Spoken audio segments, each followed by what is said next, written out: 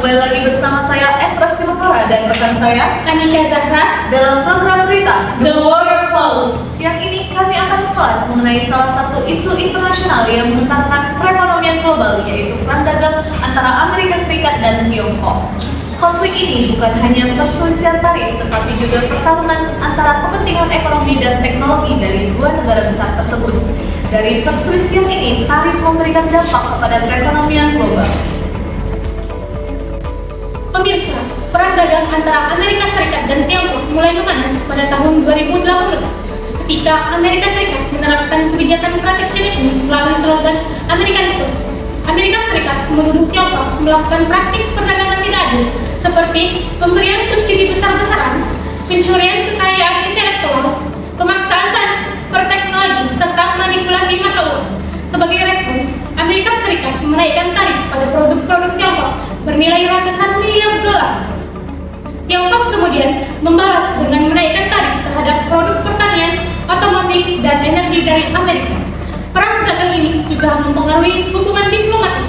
Negosiasi berulang kali gagal dan banyak negara di Eropa serta Asia harus menyesuaikan kebijakan mereka supaya tidak terjebak dalam dua kekuatan ekonomi terbesar dunia.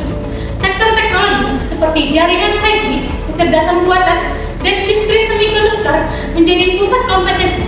Perang dagang akhirnya meluas menjadi strategic rivalry yang mempengaruhi ekonomi global. Pemirsa, dampak perang dagang ini juga terasa di seluruh dunia, yang dimana gangguan rantai pasok global, gejolak pasar keuangan, serta melemahnya perdagangan internasional. Ekonomi kedua negara pun terdampak. Pertumbuhan Tiongkok melambat, sementara sektor manufaktur Amerika mengalami tekanan akibat naiknya biaya bahan baku. Dan untuk kawasan Asia Tenggara, termasuk Indonesia, dampaknya cukup signifikan. Yang pertama, Indonesia mengalami pelemahan nilai tukar, penurunan ekspor, dan gangguan impor bahan baku industri. Namun, perang dagang ini juga membuka peluang terutama dari relokasi pabrik. Yang kedua, Vietnam menjadi negara yang paling banyak menerima investasi baru, sedangkan Malaysia dan Thailand juga mendapat keuntungan. Indonesia sebenarnya memiliki potensi besar, tetapi perlu memperbaiki regulasi investasi dan meningkatkan daya saing industri dalam negeri. Selanjutnya, saya persilakan rekan saya, Dia Monica, untuk menjelaskan dampaknya secara luas. Terima kasih Anika.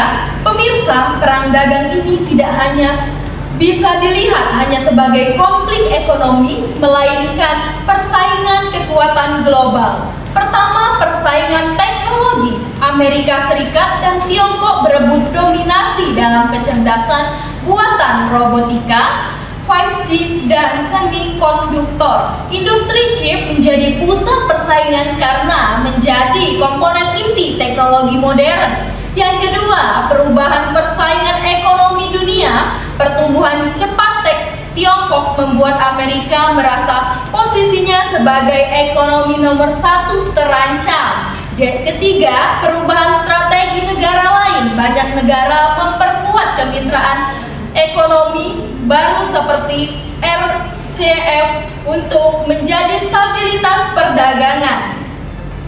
Dalam jangka panjang, perang dagang ini akan membentuk ulang peta ekonomi global. Nah, bagi Indonesia, beberapa langkah penting harus dilakukan, yaitu seperti meningkatkan kualitas sumber daya manusia, membangun industri teknologi lokal, dan memperkuat kerjasama internasional, serta membangun ketahanan ekonomi nasional. Dengan strategi yang tepat, Indonesia bisa menjadikan krisis ini sebagai peluang.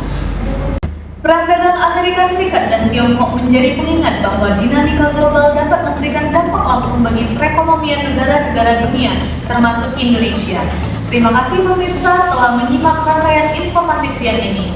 Saya Esra Simomora dan rekan saya Anika Zahra pamit undur diri. Sampai jumpa pada program berita berikutnya di The World Pulse.